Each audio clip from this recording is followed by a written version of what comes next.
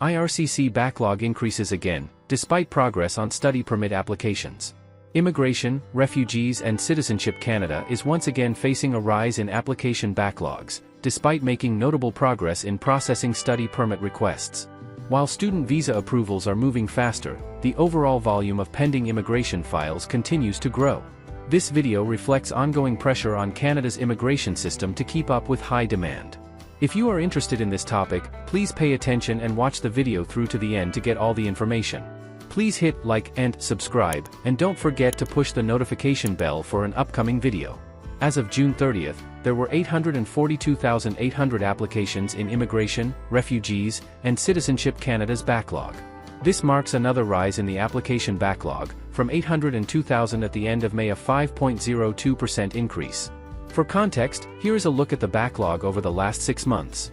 The total number of applications in all IRCC inventories was 2,189,500, with 1,346,700 processed within service standards, as of June 30th.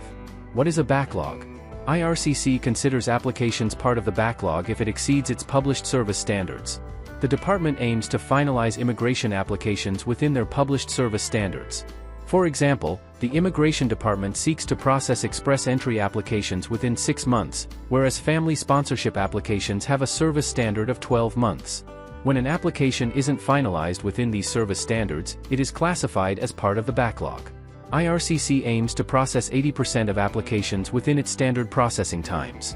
However, more complex applications that need extra documentation may take longer than the usual time frame. Permanent resident applications.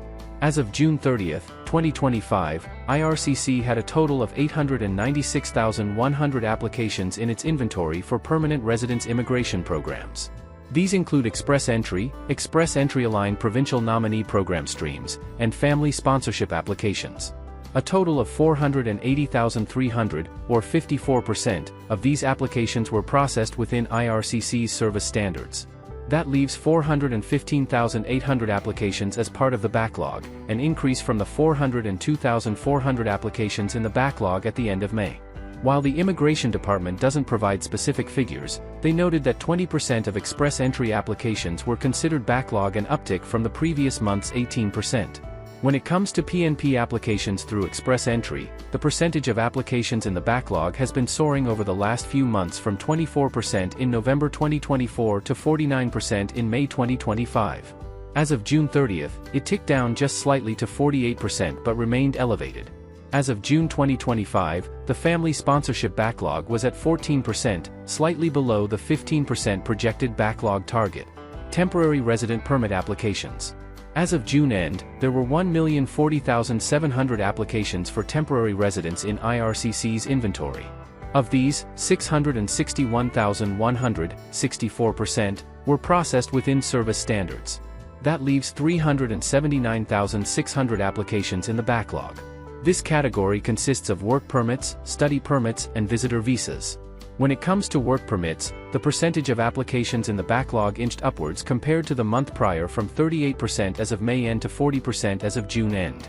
Meanwhile, the percentage of study permit applications in the backlog has fallen significantly over the last few months, from 45% in February to 18% in June.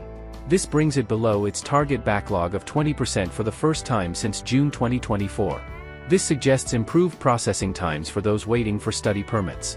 Finally, the percentage of applications in the backlog for visitor visas reduced very slightly, from 54% in May to 53% in June. Citizenship grant. The citizenship applications backlog remains consistent within the target percentage, remaining at 19%, the same as the end of May. How is IRCC reducing the backlog? IRCC has been making use of advanced analytics and automation technologies since late last year, to help immigration officers with application sorting, identifying complex cases, and summarization.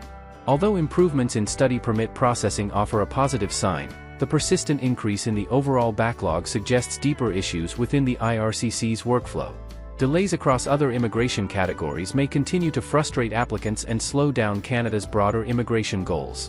Effective system-wide reforms may be needed to address the growing strain. That is all for today, in this video. What are your thoughts on this? Please let us know in the comments section below. Thanks for watching the entire video. Hopefully, the information is useful to you. See you later, in the next video. Till then, take care.